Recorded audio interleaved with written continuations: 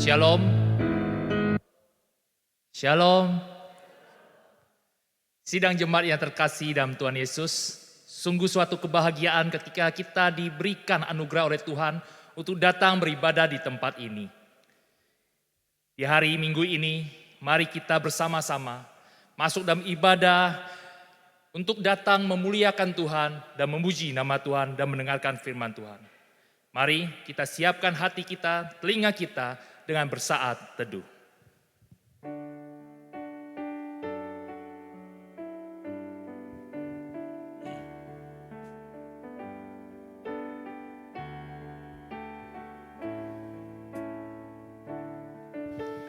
Carilah dulu kerajaan Allah beserta kebenarannya,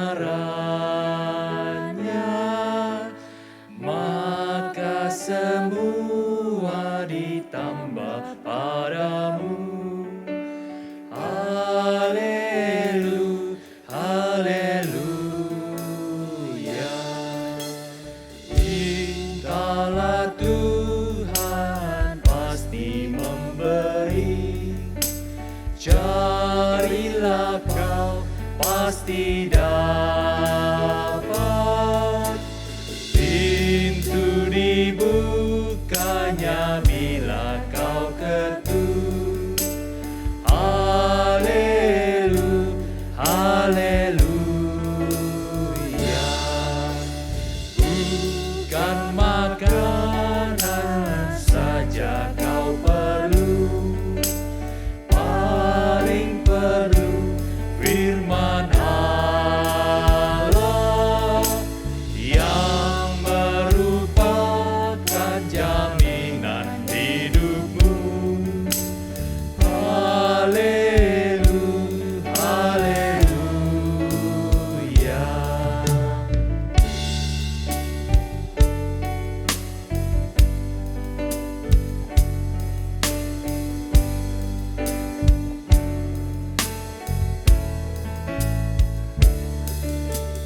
Jika berkumpul dalam namaku, dua atau tiga orang, di situ aku berada di tengah. Haleluya, haleluya.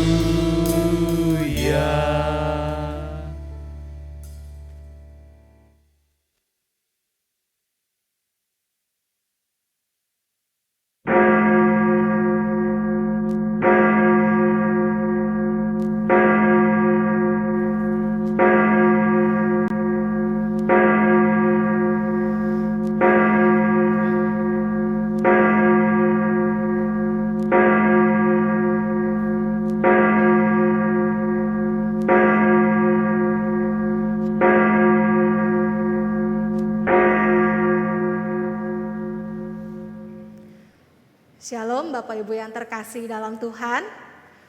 Bersukacita hari ini kita boleh ketemu di dalam ibadah raya kita pada saat ini. Saya ajak kita semua boleh bangkit berdiri. Dengarkanlah panggilan ibadah bagi kita semua yang diambil dari Mazmur 86 ayatnya yang ke-9 dan ayatnya yang ke-12. Segala bangsa yang kau jadikan akan datang sujud menyembah di hadapan-Mu ya Tuhan, dan akan memuliakan nama-Mu. Aku hendak bersyukur kepadamu ya Tuhan Allahku dengan segenap hatiku dan memuliakan nama-Mu untuk selama-lamanya.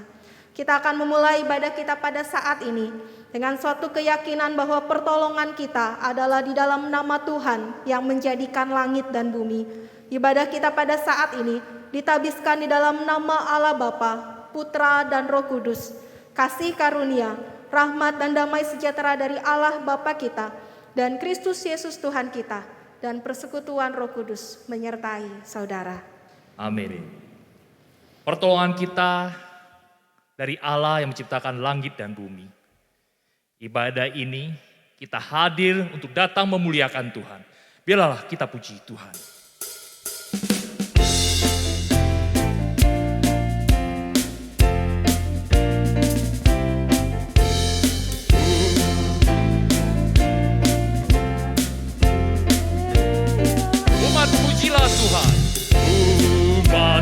pujilah, haleluya, amin.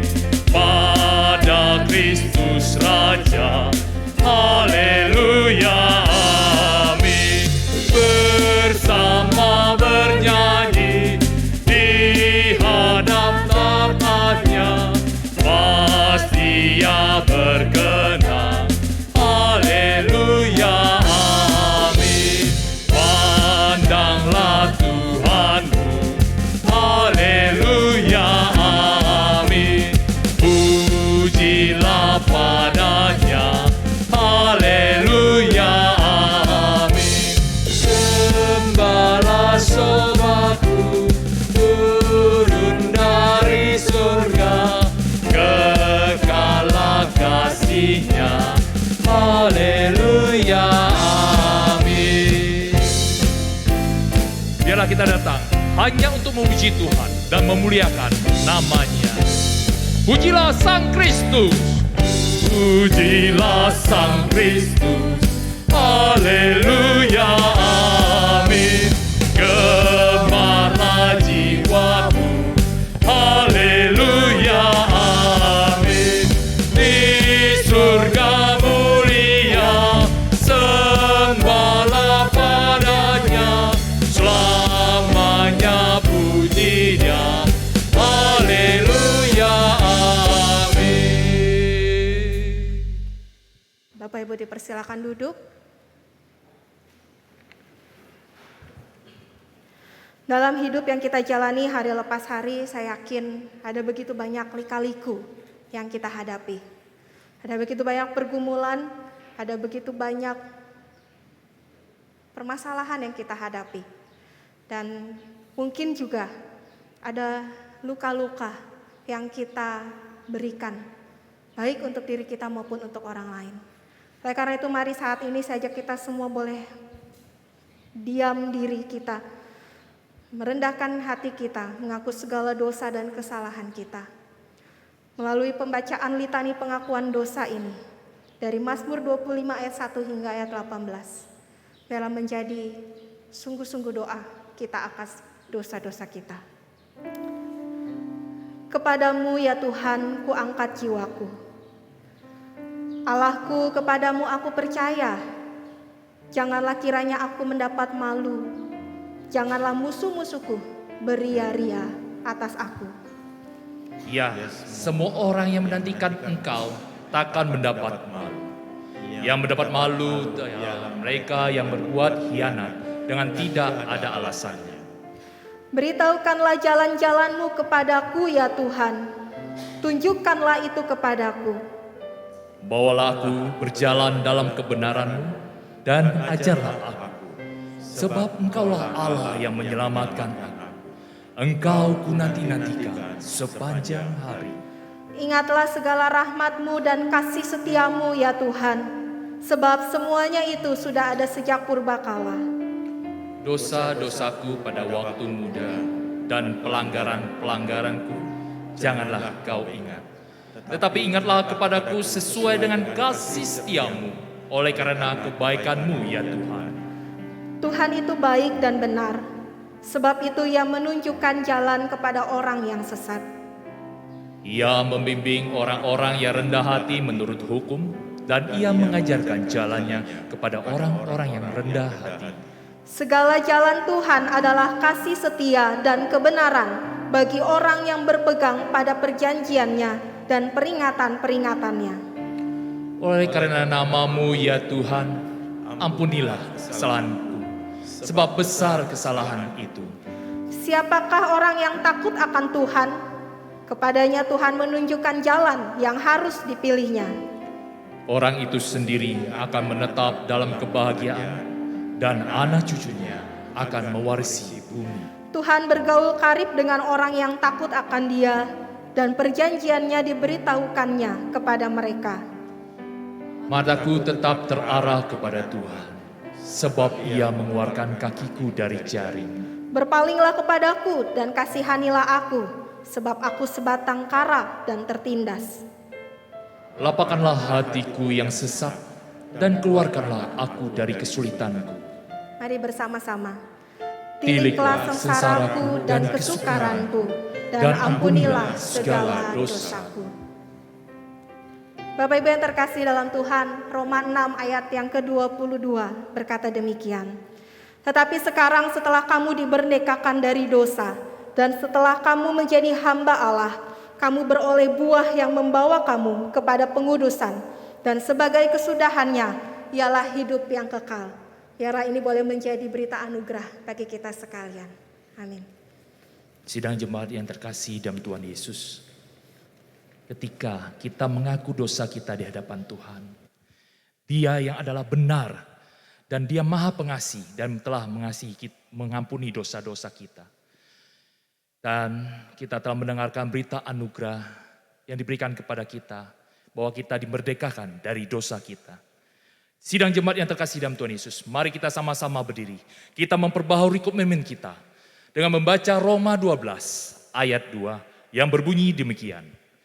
Janganlah kamu menjadi serupa dengan dunia ini, tetapi berubahlah oleh pembaruan budimu, sehingga kamu dapat membedakan manakah kehendak Allah, apa yang baik, apa yang berkenan kepada Allah, dan yang sempurna. Amin. Jemaat silakan duduk. Saya yakin ketika kita datang ke hadapan Tuhan, kita pun rindu untuk mendengar firman-Nya. Kita rindu untuk mendengarkan kebenaran firman Tuhan. Oleh karena itu, mari kita siapkan telinga dan hati kita untuk bersama-sama mendengarkan firman Tuhan. Dan sebelumnya, mari kita pujikan.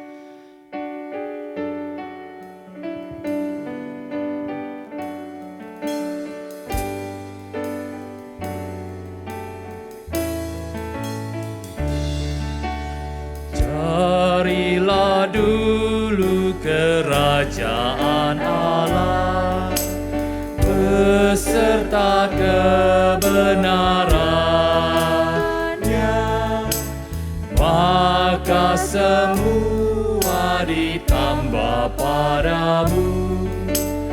Haleluya, haleluya. Mintalah Tuhan pasti memberi, carilah kau pasti dapat.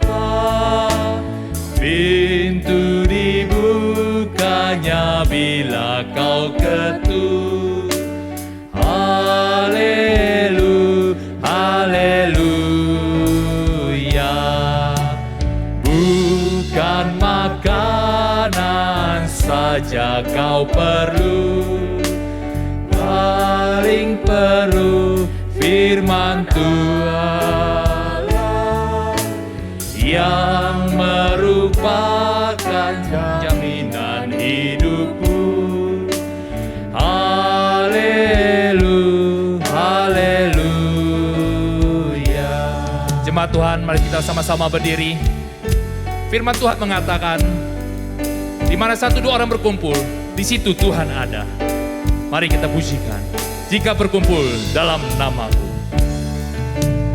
Jika berkumpul dalam namaku, dua atau tiga orang, di situ aku berada di tengah. Haleluya, haleluya.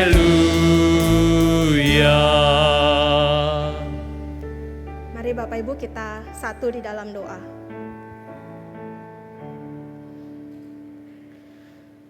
Kami datang ke dalam hadirat-Mu Tuhan, di dalam segala keterbatasan kami, di dalam segala keberdosaan kami. Tuhan tolong ampuni kami. Layakan kami Tuhan untuk kami boleh datang kepada Tuhan. Bukakan hati dan telinga kami untuk kami boleh rindu disapa akan kebenaran firman Tuhan. Dan tilik hati kami Tuhan, sehingga firman-Mu boleh bertata di dalam hati kami, menjadi pelita yang menjadi terang bagi kehidupan kami.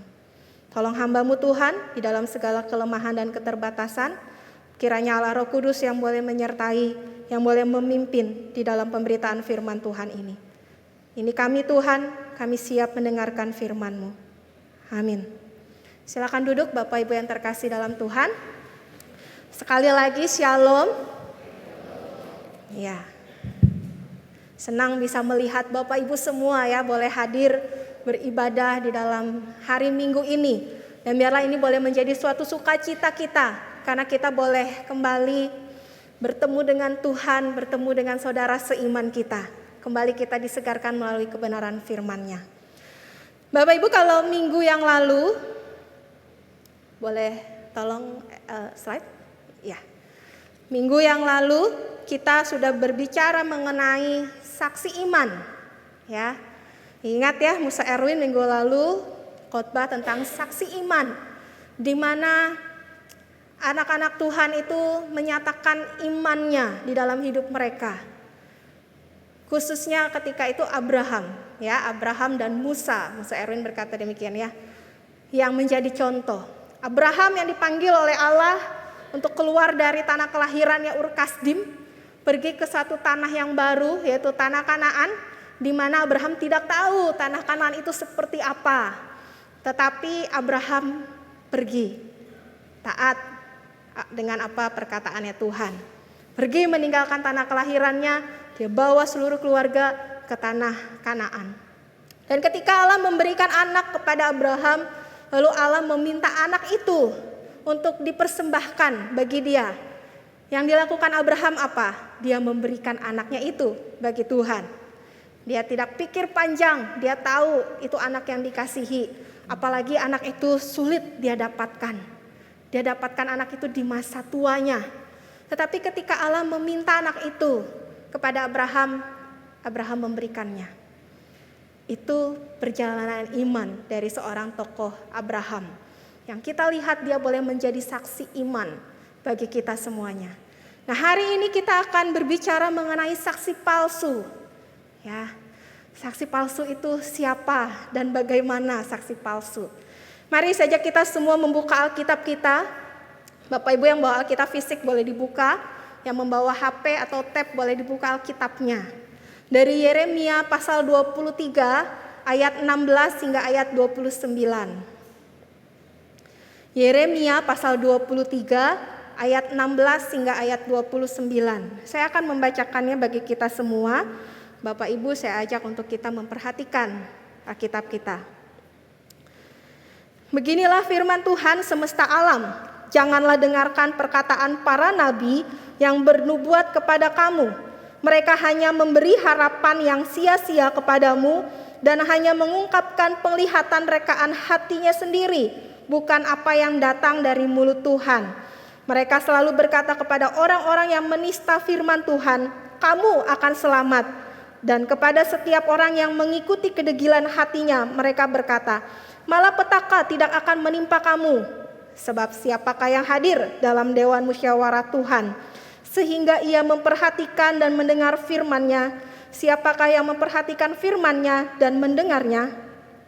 Lihatlah, angin badai Tuhan, yakni kehangatan murka, telah keluar menyambar. Angin puting beliung dan turun menimpa kepala orang-orang fasik. Murka Tuhan tidak akan surut sampai ia telah melaksanakan dan mewujudkan apa yang dirancangnya dalam hatinya. Pada hari-hari yang terakhir kamu akan benar-benar mengerti hal itu. Aku tidak mengutus para nabi itu, namun mereka giat. Aku tidak berfirman kepada mereka, namun mereka bernubuat.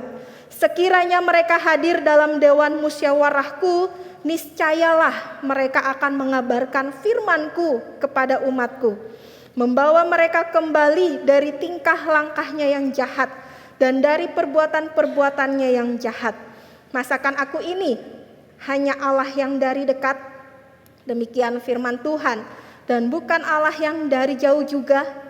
Sekiranya ada seseorang menyembunyikan diri dalam tempat persembunyian, masakan aku tidak melihat dia? Demikianlah firman Tuhan. Tidakkah aku memenuhi langit dan bumi? Demikianlah firman Tuhan. Aku telah mendengar apa yang dikatakan oleh nabi yang bernubuat palsu demi namaku dengan mengatakan, aku telah bermimpi, aku telah bermimpi. Sampai bila mana hal itu ada dalam hati para nabi yang bernubuat palsu dan yang menubuatkan tipu rekaan hatinya sendiri, yang merancang membuat umatku melupakan namaku dengan mimpi-mimpinya yang mereka ceritakan seorang kepada seorang, sama seperti nenek moyang mereka melupakan namaku oleh karena Baal. Nabi yang beroleh mimpi biarlah menceritakan mimpinya itu, dan nabi yang beroleh firmanku biarlah menceritakan firmanku itu dengan benar. Apakah sangkut paut jerami dengan gandum? Demikianlah firman Tuhan. Bukankah firmanku seperti api? Demikianlah firman Tuhan. Dan seperti palu yang menghancurkan bukit batu.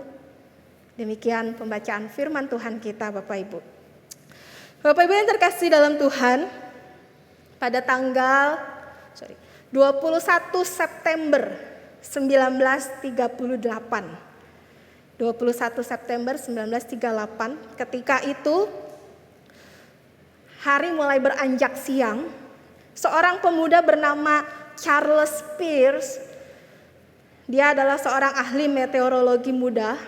Ahli meteorologi itu yang melihat bintang, keadaan langit, cuaca gitu ya, ahli meteorologi. Dia datang ke tempat Badan Meteorologi Amerika Serikat ketika hari menjelang siang. Dia berkata demikian, bahwa dia memperingatkan Badan Meteorologi ketika itu bahwa akan ada badai, akan ada topan, badai tropis yang melanda negeri itu. Bapak Ibu, ketika si Peirce ini memperingatkan Badan Meteorologi, yang terjadi apa? Yang terjadi kepala lembaga itu tidak percaya. Bukan hanya tidak percaya, tetapi dia mencemooh Peirce ini. Saya pikir mungkin dia dicemooh karena dia masih muda. Mungkin resume kerjanya itu belum terlalu lama, sehingga dia apa yang dikatakan tidak dipercayai oleh kepala lembaga Badan Meteorologi. Tetapi Bapak Ibu, selang 2 jam kemudian setelah si Peirce ini memperingatkan Badan Meteorologi, badai topan dahsyat menyapu area atau wilayah Long Island. Long Island itu mungkin petanya terlalu kecil ya. Long Island itu yang ketika ada gambar peta begini, dia yang paling pinggir di sini di bawah, itu Long Island. Jadi memang di pinggir laut. Long Island ketika itu diterpa badai sesuai dengan apa yang Peirce katakan. Dan pada pukul 4 sore Bapak Ibu, badai yang sama itu masuk ke kota New England. Dan akhirnya apa? Akhirnya menghancurkan, memporak-porandakan seluruh kota itu. Tidak ada yang tersisa. Semua bangunan hancur lebur, tersapu oleh air. Mungkin kita ingat tsunami Aceh ya, ketika itu. Tetapi kenapa Bapak Ibu si Badan Meteorologi ini nggak percaya? Mungkin mereka berpikir gini Bapak Ibu, badai tropis itu asalnya dari bawah, dari selatan, menuju ke utara. Dia bilang nggak mungkin badai itu bisa sampai ke tempat ini, ke kota ini, ke negara ini, karena badai itu jauh di bawah. Kira-kira di bawah itu adalah Afrika, ya, negara Afrika. Jadi nggak mungkin jarak yang begitu jauh badai itu sampai. Ya, makanya Badan Meteorologi ini kepala lembaganya nggak percaya dengan apa yang dikatakan Peirce. Akhirnya badai itu menghantam sekitar 682 orang meninggal dunia. 57.000 rumah itu hancur lebur berantakan. Dan kerugian yang diakibatkan oleh badai itu mencapai 4,7 miliar dolar. Tahun 1938. Hancur lebur Bapak Ibu kota ini. Ini salah satu kota bagian Amerika Serikat ya. Hancur lebur. New England, Long Island, itu hancur semuanya. Bapak Ibu, seandainya ya, si kepala lembaga itu mendengarkan apa yang dikatakan oleh si Pierce, mungkin keadaan ini tidak akan pernah terjadi. Kalau dia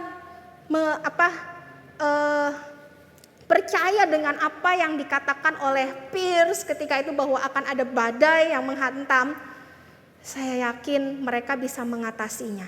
Setidaknya mereka bisa memberitahukan kepada masyarakat penduduk ketika itu untuk mereka ngungsi, untuk mereka menyingkir dari pesisir pantai, pindah tempat ke tempat yang lebih tinggi setidaknya.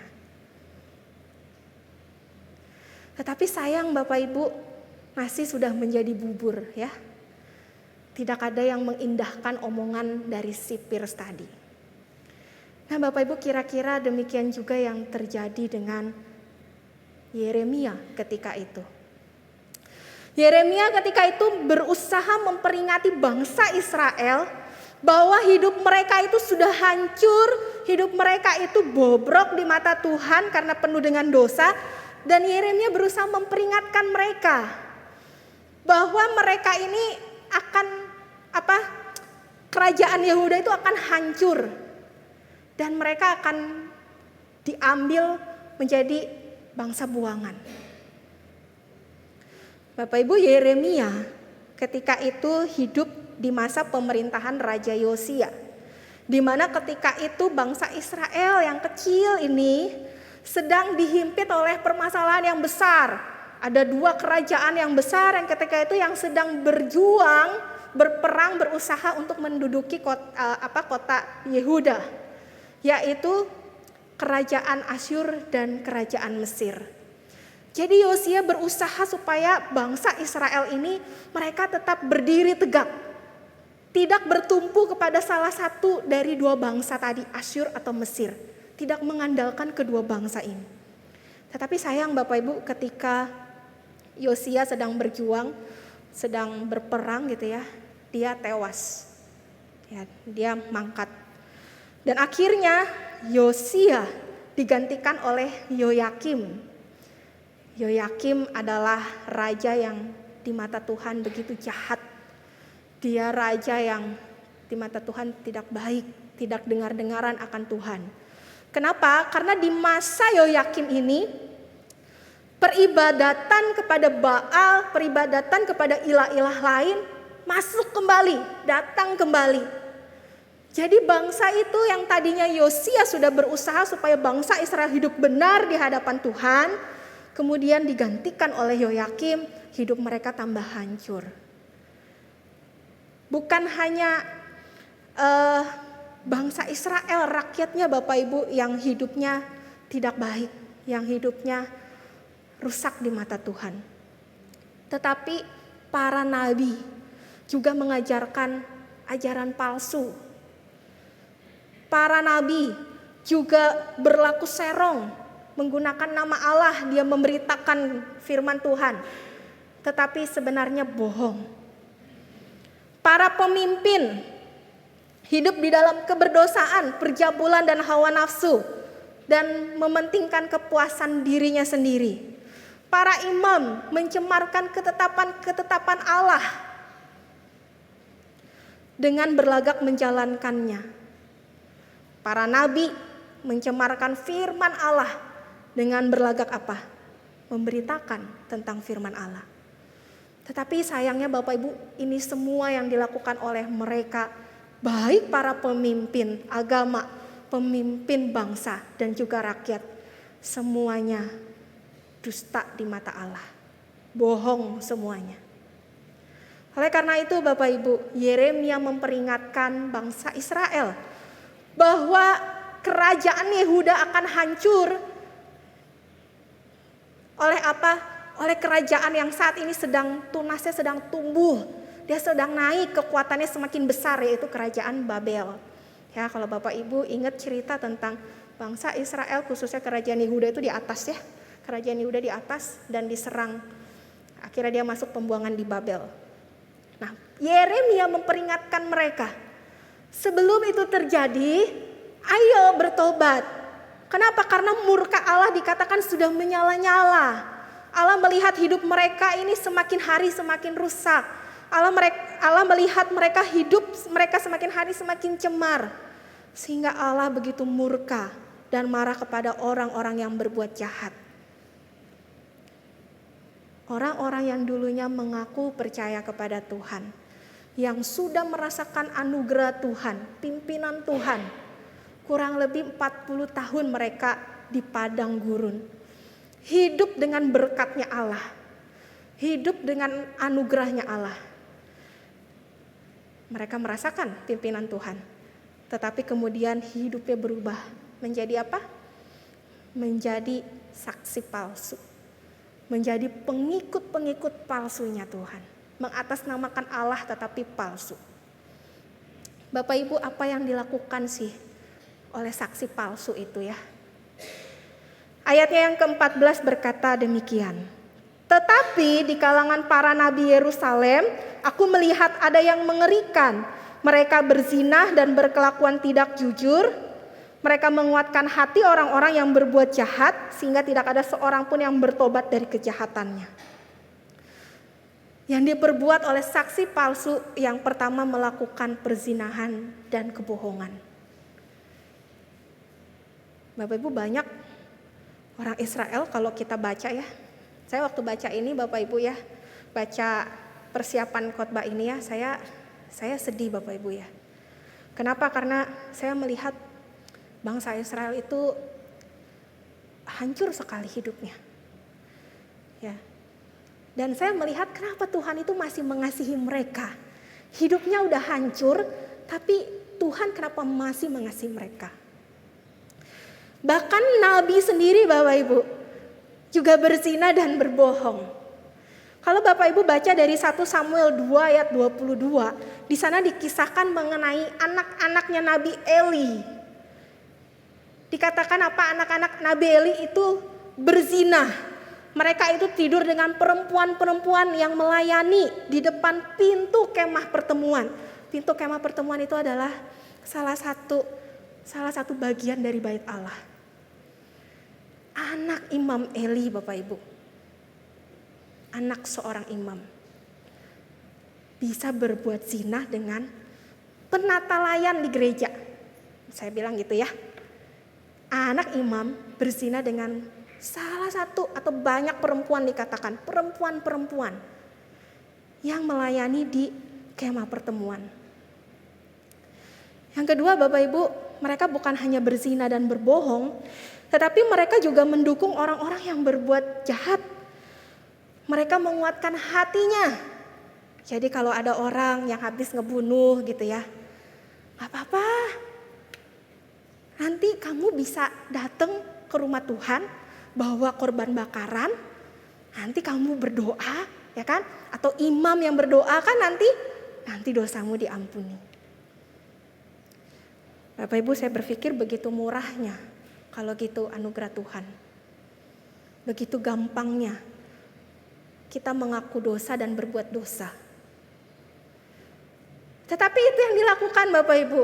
Anak-anaknya Nabi Eli juga bukan hanya berzina dengan perempuan-perempuan tadi, tetapi dia juga mengambil miliknya Tuhan. Korban bakaran yang seharusnya dipersembahkan dulu kepada Tuhan, lalu dia bisa mengambil bagiannya, malah dibaliknya. Dia mengambil dulu bagiannya tanpa korban itu dipersembahkan dulu untuk Tuhan. Mungkin kira-kira kayak begini. Kalau saat ini ya, Bapak Ibu mau kasih persembahan, saya ambil dulu lah 1/4-nya. Sisanya baru Bapak Ibu kasih ke Tuhan. Kira-kira seperti itu ya, istilah kasarnya. Bapak Ibu, ini yang dilakukan oleh anak seorang nabi, anak seorang imam. Lalu yang ketiga, yang dilakukan oleh saksi palsu adalah dia memberitakan pengharapan palsu yang berasal dari rekaan hatinya. Ayat 16 hingga ayat 17. Jangan dengarkan perkataan para nabi yang bernubuat kepada kamu. Mereka hanya memberi harapan yang sia-sia kepada kamu dan hanya mengungkapkan penglihatan rekaan hatinya sendiri, bukan apa yang datang dari mulut Tuhan. Jadi Bapak Ibu, ketika para nabi ini berkata, "Oh, Allah akan mengampuni engkau." Dia bukan berkata dari mulutnya Allah, bukan dari perkataannya Tuhan. Kamu berdosa, gak apa-apa, Tuhan nanti ampuni kamu. Kamu habis berzina, oh gak apa-apa, gak ketahuan sama orang kan, gak apa-apa. Gitu ya. Justru mereka menguatkan hati dan menceritakan rekaan hatinya. Bapak Ibu, akhirnya apa? Kalau Bapak Ibu baca ayat 14, di sana dikatakan demikian. 14 yang terakhir.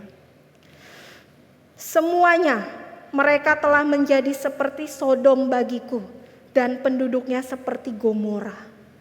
Bapak Ibu ingat kisah Sodom dan Gomora ya? Di mana penduduknya begitu jahat di mata Tuhan.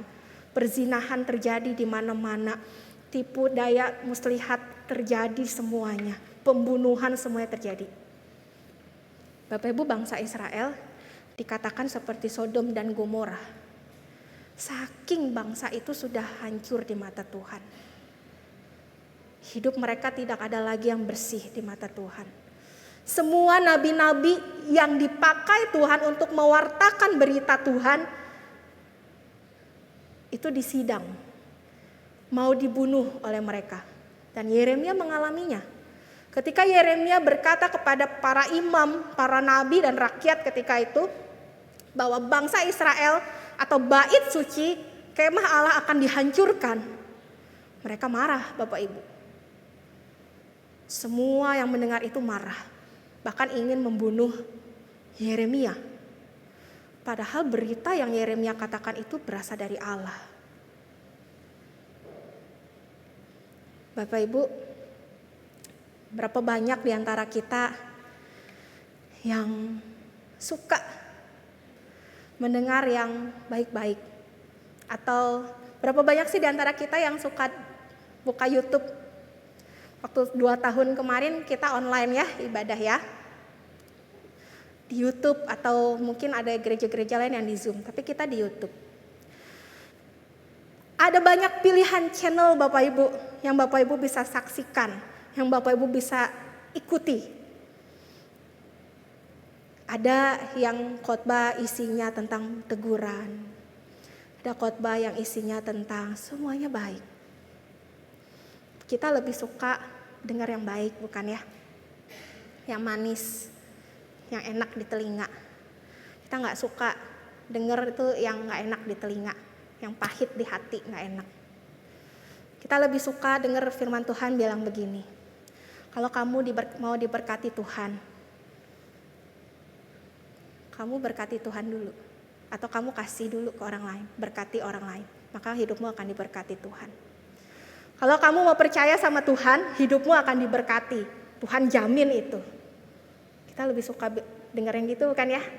Hidupmu akan aman, tentram, damai, sejahtera kalau kamu ikut Tuhan. Tapi kita gak suka dengar begini, kalau kamu ikut Tuhan, hidupmu itu perjalanannya akan lika-liku, turun naik gunung, kerikil, batu gede, lubang gede yang akan kamu hadapi. Kita gak suka Bapak Ibu dengar yang gitu. Kita lebih suka dengar yang baik. Beberapa tahun yang lalu ada berita yang pengikut kerajaan Sunda Empire. Ya, lucu ya Bapak Ibu, itu kocak buat saya. Tapi pengikutnya 1000 orang loh Bapak Ibu. Padahal apa? Padahal yang mereka katakan itu kan bohong gitu ya. Kalau dari data sejarah kan gak begitu gitu ya. Mereka dengan PD-nya gitu ya. Tapi pengikutnya 1000 orang. Saya baca di internet gitu ya. Pengikut Sunda Empire, 1000 orang. Banyak Bapak Ibu yang mengikuti. Atau bahkan berita-berita mengenai pelipat gandaan uang. Gak sedikit Bapak Ibu orang yang ketilep uangnya. Kamu tabung 1 juta, nanti kamu bisa ambil 10 juta tahun depan. Nanti nabung 10 juta, kamu uangmu bisa berlipat ganda lagi. Bapak Ibu, banyak orang yang menjadi korban. Kenapa? Karena perkataan yang manis, perkataan yang enak didengar. Demikian juga dengan bangsa Israel ketika itu. Para nabi, para imam bilang gak apa-apa kamu buat dosa. Nanti kamu bisa minta maaf sama Tuhan. Datang bawa korban bakaran. Tuhan akan mengampuni. Bapak Ibu sekali lagi kalau demikian betapa murahnya harga sebuah pengampunan dari Tuhan. Tapi apa yang terjadi dengan saksi palsu ini, para nabi dan imam palsu? Ayat 21 di sana dikatakan Allah tidak akan mengakui mereka. Aku tidak mengutus para nabi itu, dikatakan, namun mereka giat. Aku tidak berfirman kepada mereka, namun mereka bernubuat. Allah tidak akan mengakui Bapak Ibu ketika dia mendapati orang-orang yang bersaksi palsu tentang dirinya. Allah tidak akan mengakui. Lalu yang kedua ayat 31 dan 32. Allah akan mendakwa mereka dengan menjadi lawan mereka. Bukan hanya tidak mengakui Bapak Ibu, tetapi Allah akan mendakwa dengan menjadi lawan. Aku akan menjadi lawan para nabi, demikianlah firman Tuhan yang memakai lidahnya sewenang-wenang untuk mengutarakan firman ilahi. Jadi Bapak Ibu, bukan hanya Allah tidak mengakui, tetapi Allah akan mendakwa mereka ketika mereka itu sudah menggunakan lidahnya itu dengan sewenang-wenang. Allah akan menjadi lawan mereka. Yang ketiga, setelah Allah bilang Allah tidak akan mengakui dan Allah akan menjadi lawannya, Allah menegaskan kembali keberadaannya. Bahwa Allah itu kehadirannya ada di mana-mana. Ayat 23 dan 24. Masakan aku ini hanya Allah yang dari dekat? Demikianlah firman Tuhan. Dan bukan Allah yang dari jauh juga. Sekiranya ada seseorang menyembunyikan diri dalam tempat persembunyian, masakan aku tidak melihat dia? Bapak Ibu, Allah menegaskan keberadaannya kembali. Bahwa dia adalah Allah yang maha tahu. Allah yang keberadaannya itu omnipresent, ada di mana-mana kehadirannya. Jadi Bapak Ibu, ketika kita berpikir, wah enak sekali ya orang-orang yang berkata bohong, orang-orang yang bersaksi palsu, yang hidupnya tidak sesuai dengan kebenaran firman Tuhan. Tapi kita melihat hidup mereka nyaman, hidup mereka damai, hidup mereka tenang. Tapi firman Tuhan gak bilang begitu Bapak Ibu. Kelihatannya aja yang damai. Tetapi mau gak kita tidak diakui oleh Tuhan? Saya gak mau Bapak Ibu. Mau gak Tuhan itu menjadi lawannya kita? Saya gak mau, saya pikir kalau Tuhan jadi lawan saya bisa gosong jadi tiang garam. Saya gak mau. Mau gak kita itu mereject, menolak kehadirannya Allah? Enggak, saya gak mau. Saya butuh Tuhan. Bapak Ibu, janganlah kita menjadi saksi yang palsu. Sehingga kita menjadi lawannya Tuhan. Saya akan memutarkan satu buah video, boleh tolong diputarkan tim multimedia. Bapak, ayo datang ini. Papa nggak ikutan ya?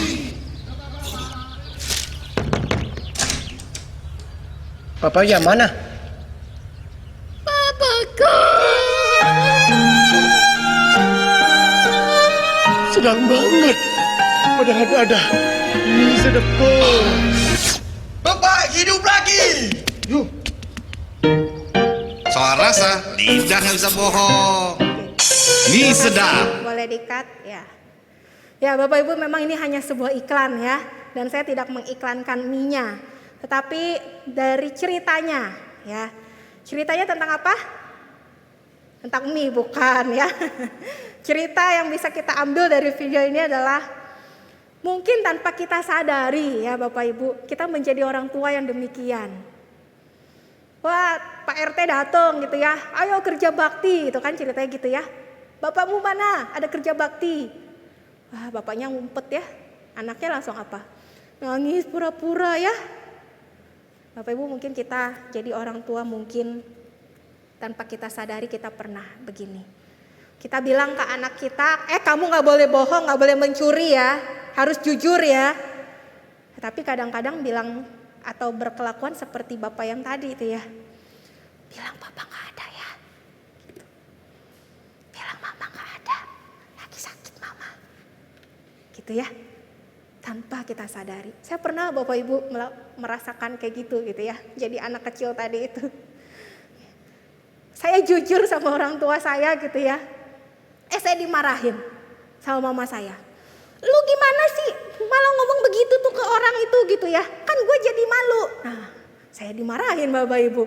Saya dibilang saya harus jujur. Tapi saya dimarahin waktu saya jujur gitu ya. Bapak ibu, inilah kita, manusia yang berdosa. Yang penuh dengan kelemahan ya. Menjadi saksi iman tidak mudah Bapak Ibu. Sekarang di berita banyak berita tentang salah satu polisi ya yang tewas itu ya. Saya nggak bahas itunya, masalahnya. Tetapi Bapak Ibu, yang menarik dari berita itu ada nama-nama bukan? Yosua, siapa lagi? Richard, Leonardus ya, banyak lagi. Itu adalah nama-nama Kristen, benar? Nama-nama Kristen. Yang terjadi apa sampai saat ini masalah itu belum ketahuan gitu ya. Semuanya bohong, semuanya bungkam. Gak ada yang mau berkata jujur. Ada 24 orang kalau nggak salah yang sudah yang diinterogasi. Tapi semuanya gak ada satupun yang berani berkata, yang berani bersuara. Padahal nama mereka adalah nama Kristen. Yang seharusnya mereka mencerminkan Kristus. Bapak Ibu, susah gampang jadi saksi iman. Susah, lebih gampang jadi saksi palsu. Gampang Bapak Ibu. Gampang saya bilang. Tetapi ya itu ya, hukumannya tadi. Tuhan tidak akan membela kita. Tuhan malah menjadi lawan kita. Gak mau gitu ya. Tetapi bagaimana kita ketika kita di dalam pekerjaan kita sebagai seorang pemimpin di perusahaan, apa yang kita lakukan? Kamu bikin laporan keuangan double ya, begitukah? Banyak Bapak Ibu, di sini nggak ada, saya yakin. Tapi di luar sana banyak, ya. Seringkali kita bilang, ini gak boleh, dosa di mata Tuhan. Tetapi seringkali kita melakukan hal itu. Menjadi saksi iman perlu ketaatan yang sangat besar. Jadi saksi palsu mudah. Kita bisa bilang kok, kamu gak apa-apa lah buat dosa. Hari Minggu nanti kamu ibadah minta ampun. Saya pernah dengar itu Bapak Ibu. Waktu sama teman-teman saya gitu ya, dulu ya. Gak apa-apa lah, lu hidup Senin sampai Sabtu gitu ya. Ya lu foya-foya lah gitu ya. Nanti hari Minggu lu bertobat ke gereja sama Tuhan, minta ampun. Wow. Tapi Bapak Ibu, pengajaran itu mengena bukan? Akhirnya hidup tuh di dalam diri anak muda. Oh iya gak apa-apa, nanti hari Senin sampai Sabtu di sekolah ujian nyontek aja gitu kan ya. Nanti kalau pas malamnya ke clubbing ya nggak apa-apa gitu ya. Mabok nggak apa-apa, ngedrugs ya nggak apa-apa. Nanti hari Minggunya ya minta ampun lah sama Tuhan. Jadi anak alim. Begitu mudahnya Bapak Ibu bagi kita.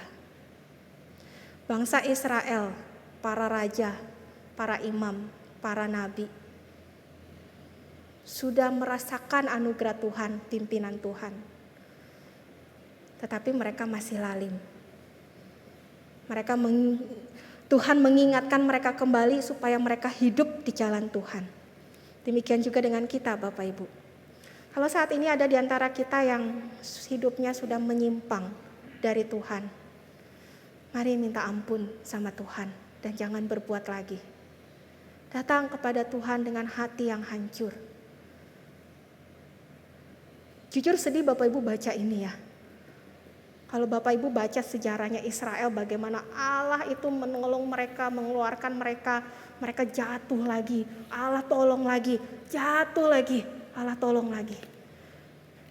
Tuhan itu kasihnya begitu besar. Ya. Tapi jangan sampai kita begitu ya, kayak bangsa Israel, jangan. Mentang-mentang kasih Tuhan besar lalu kita demikian. Tapi mari sama-sama Bapak Ibu kita menjadi saksi iman yang sejati. Hanya perlu taat sama Tuhan. Abraham keluar dari tanah Ur Kasdim, tanah yang melimpah akan hasil bumi. Disuruh sama Tuhan, kamu ke tanah Kanaan. Abraham nggak tahu Kanaan itu seperti apa. Dia nggak tahu ada apa di sana. Dia nggak tahu tanah itu baik atau tidak. Penghasilan buminya baik atau tidak, dia tidak tahu.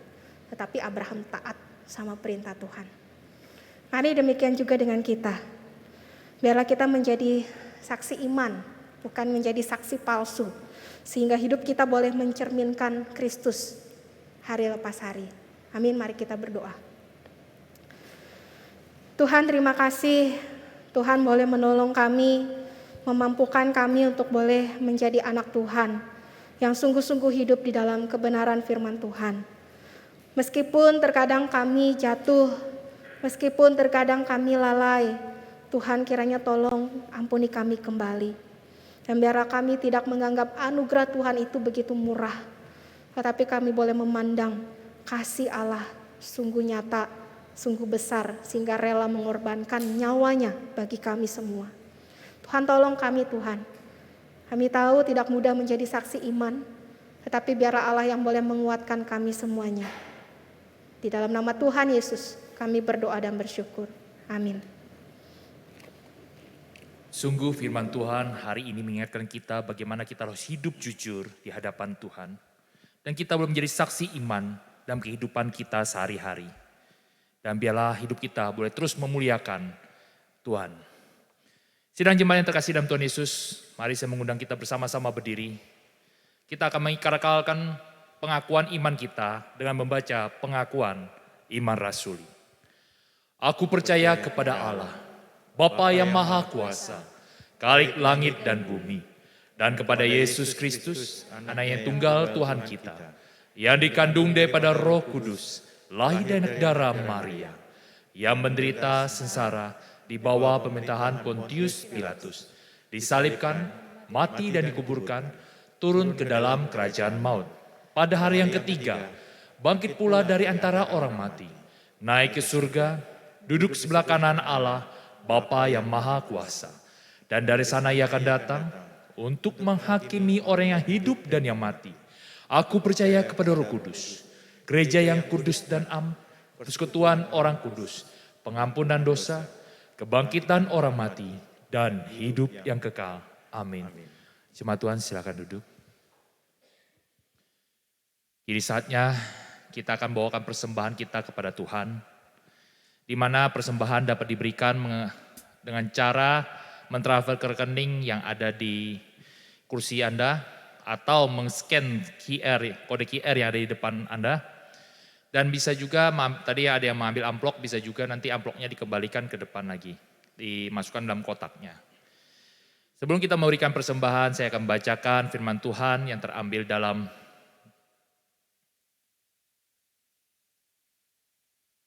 2 Tawarik 31 ayat 12 yang berbunyi dengan demikian. Dan dengan setia mereka membawa segala persembahan kudus, persembahan perpuluhan, dan persembahan kudus itu ke sana. Mari kita beri yang terbaik hanya untuk kemuliaan Tuhan.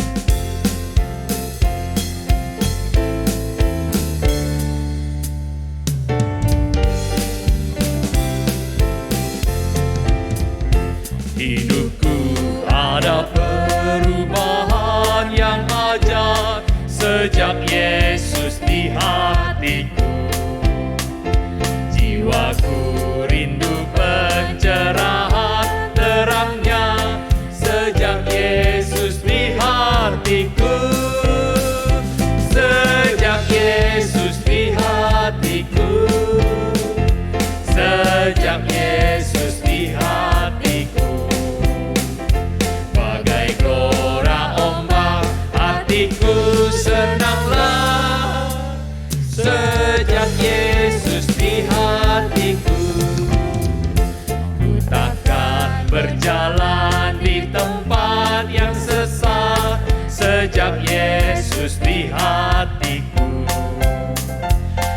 Meski banyak dosa namun Ia sucikan.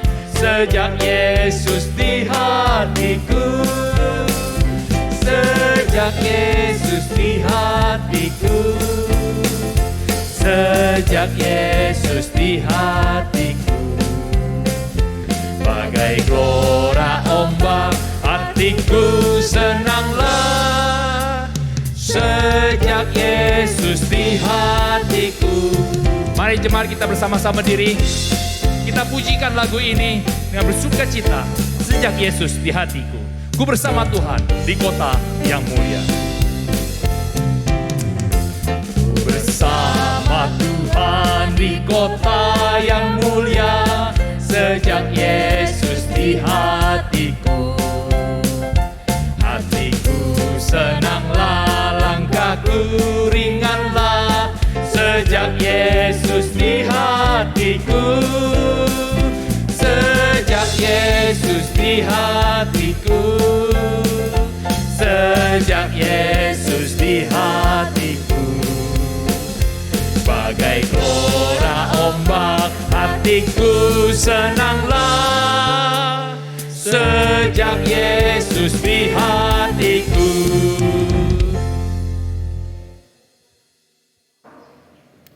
Kami bersyukur Tuhan untuk kebaikan Tuhan yang kami rasakan hari lepas hari. Terima kasih untuk berkat Tuhan, terima kasih untuk kesehatan yang Tuhan berikan kepada kami. Dan jikalau hari ini kami boleh membawa persembahan kami, biarlah Tuhan yang boleh menyucikan, menguduskan persembahan ini menjadi alat kerajaan Tuhan, menjadi apa yang bisa Tuhan pakai untuk pelayanan Tuhan di tempat ini. Karena itu beri hikmat bagi setiap pengurus yang mengelola, biarlah mereka juga boleh diberi hikmat takut akan Tuhan.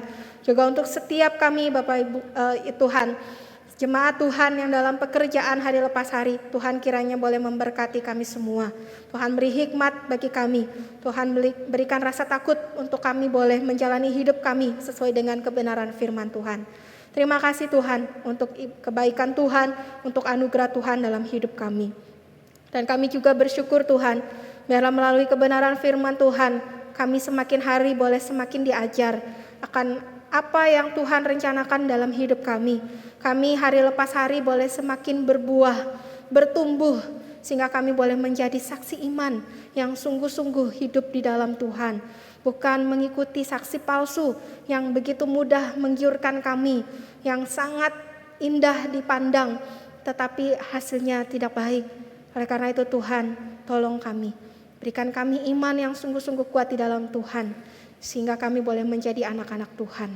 Dan kami juga berdoa Tuhan, untuk diakonia, biarlah pelayanan ini Tuhan boleh pakai menjadi alat perpanjangan kasih Tuhan.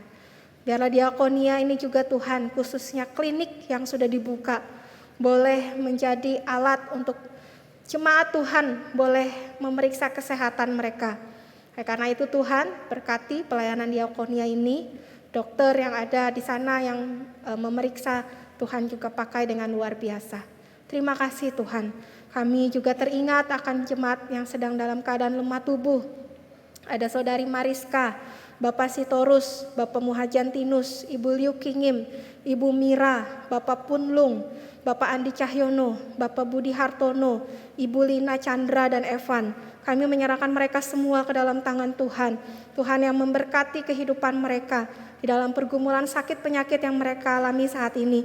Kiranya Tuhan yang jamah, Tuhan yang boleh beri kekuatan dan penghiburan, dan juga berikan damai sejahtera bagi mereka. Di tengah-tengah usia mereka juga Tuhan mungkin yang sudah lanjut.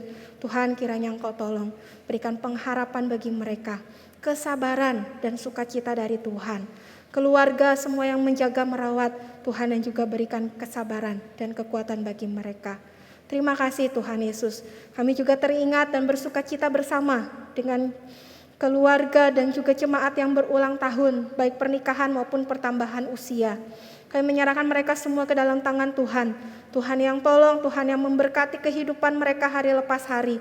Biar melalui pertambahan usia ini mereka boleh menjadi anak Tuhan yang semakin hari hidup sesuai dengan firman Tuhan. Kami tahu ada begitu banyak angin pencobaan, tetapi biarlah Tuhan ada di sana yang juga boleh memimpin hidup mereka.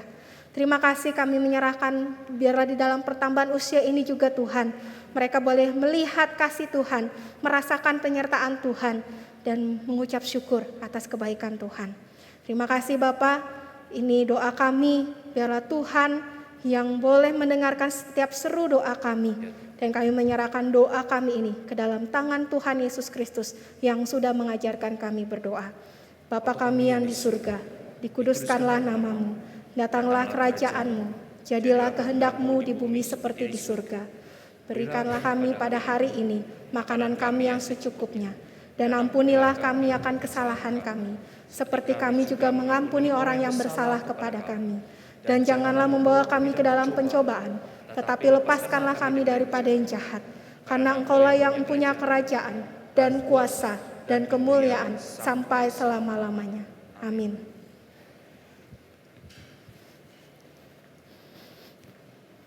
Dengan tetap bangkit berdiri, marilah kita semua pergi ke dalam dunia, ke tengah-tengah keluarga kita dan pekerjaan kita untuk diutus melakukan firman Tuhan.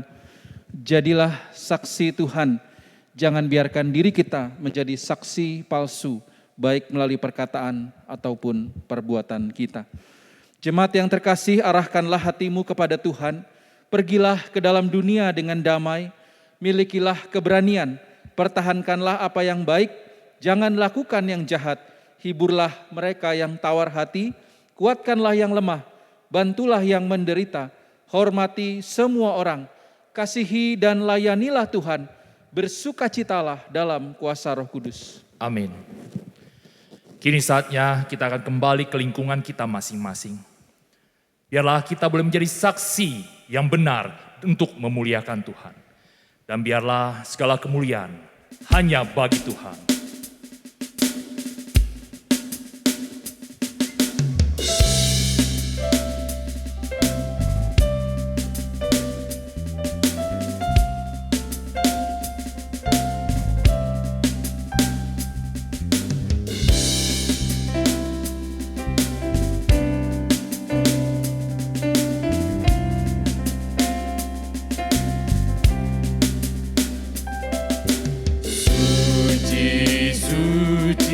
Suci, Tuhan Maha Kuasa, Dikau kami puji di pagi yang teduh. Suci, suci, suci, murah dan perkasa, Allah Tritunggal, agung namamu.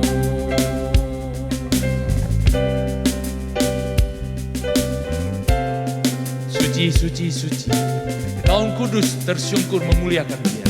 Suci, suci, suci, Kaum Kudus tersungkur di depan tahta-Mu, memberi mahkotanya. Segenap malaikat sujud menyembah-Mu.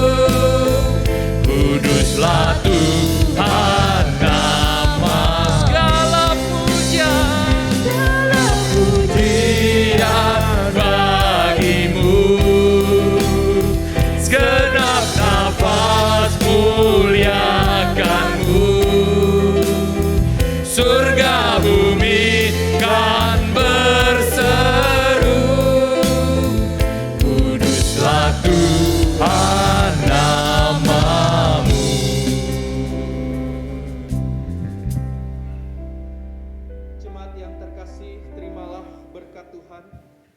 Tuhan memberkati engkau dan melindungi engkau. Tuhan menyinari engkau dengan wajah-Nya dan memberi engkau kasih karunia. Tuhan menghadapkan wajah-Nya kepadamu dan memberi engkau damai sejahtera. Amin.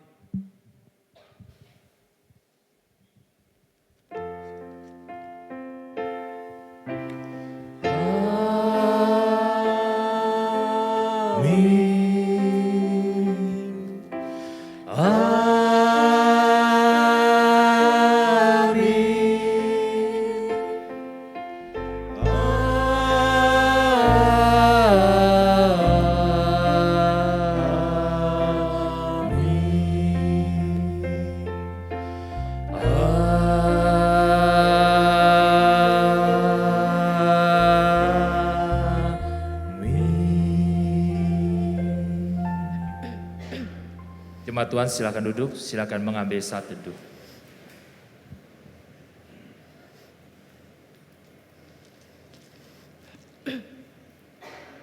Sebelum kita berpisah, mari kita bersama-sama mendengarkan warta lisan yang akan disampaikan oleh hamba-Nya.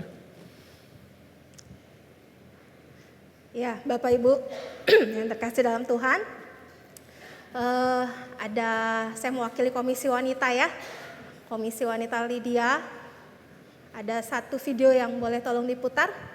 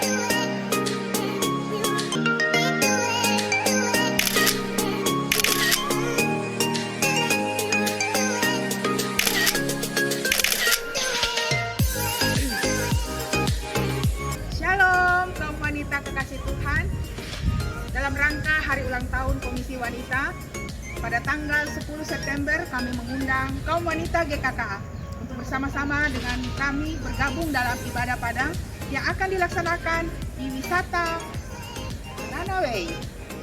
Ayo semua ibu-ibu, come join us!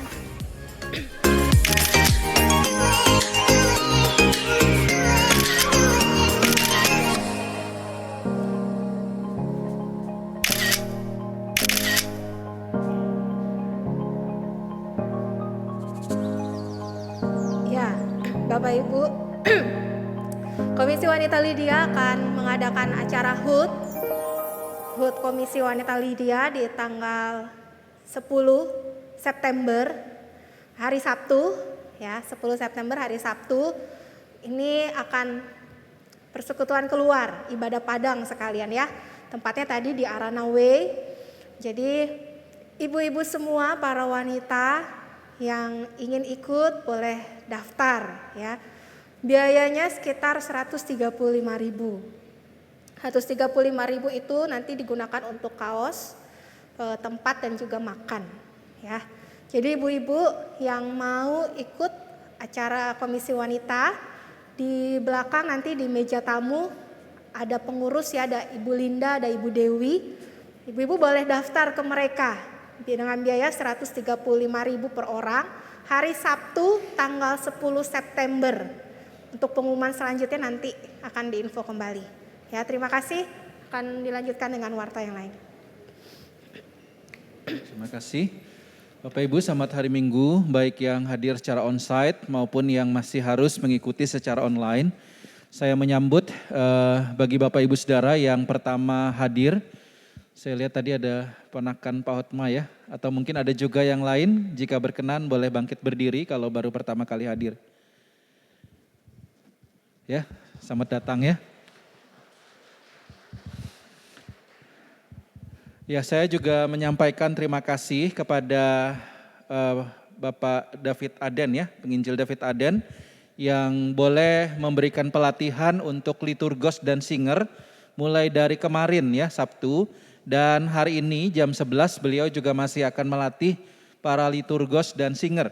Oleh karena itu diharapkan ya, Bapak Ibu yang pelayanan liturgos dan singer kiranya bisa ikut pelatihan ini jam 11 nanti ya. Selesai ibadah kira-kira 30 menit lagi bisa kumpul di tempat ini untuk melanjutkan pelatihan.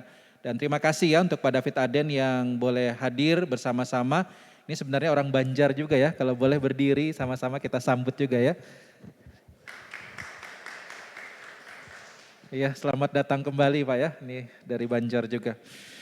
Saya juga menyampaikan Bapak Ibu Saudara untuk Komisi Suami Istri akan ada ibadah pada Jumat 19 Agustus 2022 jam 19.30 di lantai 3 ya, atau tempat yang baru di atas dengan tema We Are the Winner atau Kitalah Umat Pemenang dengan pembicara penginjil Debbie Nainggolan.